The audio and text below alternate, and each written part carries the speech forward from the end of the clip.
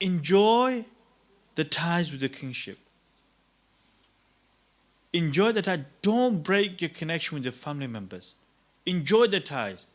Keep that connection. Even though they try to actually stay away from you, they don't want to know you, still keep that relationship intact.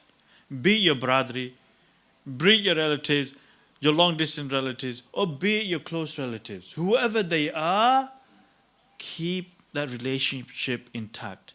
Really, honestly, nowadays, as the times that actually people and families are drifting apart day by day. They say that the very fabric of familyhood is actually being destroyed and is being eroded day by day. Because why? Brothers are not seeing brothers, sisters are not visiting sisters, sons are not visiting parents, parents are not visiting children. It's just completely different apart day by day. And what's happened is that what the Messenger of Allah, they foresaw this. And that is why they kept on emphasizing again and again, keep your kinship together. Keep it tight. Keep it locked in. Afshu salam, spread the peace. At'imu ta'am is feed the poor, feed people. Wasilul arham is enjoying the times upon your families. And these, if you look at it in terms of our objectives, is that these are all compassion upon the creation, spreading peace so that no harm comes from you. Feeding the poor, feeding needy people, so that you are actually having compassion of creation. Enjoining ties, compassion of the creation. These are all three things he says so far is what? Compassion upon the creation. What's the next one? This is something which is between you and the Creator. What's the next one? He said is that وَصَلُّوا بِاللَّيْلِ وَالنَّاسُ بِالنِّيَامِ is that pray by the night whilst others are asleep. In other words, is that the message, the indication we get from that is that don't follow the crowd. Here, one thing we can say is that when people are asleep, you connect. You establish your relation with Allah subhanahu wa ta'ala. Pray to Allah subhanahu wa ta'ala. Get up at tahajjud. Pray and worship Him at the middle of the night whilst others are asleep. In other words, is that other people doing whatever they're doing, don't follow that. Follow the truth.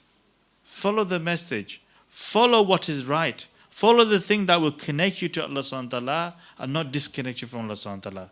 If others are asleep and ghafil, why do you have to be asleep and ghafil for? What do you have to be heedless for? You be awake. You be alert. You be attentive. How you can actually be connected to Allah subhanahu wa ta'ala. So if you do this, وَصَلُّوا بِاللَّيْلِ وَالنَّاسِ بِالنِّيَامِ is that if you pray during the night whilst others are asleep, if you do all of this, if you spread the peace, if you feed the poor, if you actually enjoy times upon your families, and if you're actually establishing relations with Allah subhanahu wa ta'ala whilst others are disconnecting, then what will happen? تَدْخُلُ الْجَنَّةَ بِالسَّلَامِ. You'll enter paradise with peace. You'll enter the barzakh in peace. You'll be in day judgment in peace. You'll go through Sirat in peace. And then Jannah will be ready for you. You'll enter it in peace and salamat. Follow these instructions of the Prophet ﷺ, these beautiful steps, simple steps, instructions of the Prophet ﷺ, and he's saying, you'll enter Jannah. And this is the very first meeting of the Prophet ﷺ amongst the people of Medina. Very first meeting. And very first meeting of whom? Hazrat Abdullah ibn Salam and then thereafter, as soon as he heard this, he said, Ashhadu an la ilaha illallah wa annaka Muhammadur Rasulullah sallallahu alaihi wasallam. That as soon as the Prophet, first of all, he saw the figure of the Prophet, the blessed face of the Prophet sallallahu alaihi wasallam, automatically the heart is 99.9% inclined. It's already accepted. Then when the blessed messenger of Allah sallallahu alaihi wasallam opened his blessed mouth and he uttered these wonderful teachings of Islam to the people, when he heard this, he was mesmerized and dumbfounded that not only just 99%, 1000% it went to certainty and conviction that this is indeed truly the messenger of Allah. And why? He understood the background to these teachings.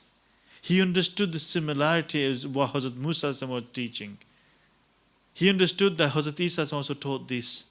He understood that these teachings are not normal. These teachings, although it sounds simple to me and you, spread peace. Yeah, we hear it in one ear, goes out the other ear. Really understand what it means. Delve into it more. What is he saying? That to spread the peace, no harm should come from me, and others should be at peace from me. They should be left in peace. I should be at peace. Understand it. Am I doing that? Am I causing that? Am I the one who causes peace, or am I the one that causes disruption? Understand it. Feeding. How am I such bakhil that when people say give chanda for this and that there are people in Tanzania are starving, there are people in Afghanistan starving, people in Bangladesh, Pakistan, India, they're all starving, Burma, they're starving. I can't get out and give some money to feed them. If you come closer to home, when there's a pauper there, person on the street, you're asking for money, that I say, no, I'm not going to give. Feed. That's one aspect. But if you're a person who is good character, are you feeding others with that good character? If you're a person that has knowledge, are you feeding others of that knowledge? Or are you waiting to be paid before you say anything? If you're a person who's got a good voice, are you feeding others with that good voice? If you're a person who's got organizational skills, are you feeding others of your abilities? In other words, feed others. Let other people experience Islam through you. Then the Prophet is saying what? He's saying, enjoy ties with your kinship, with your brothers.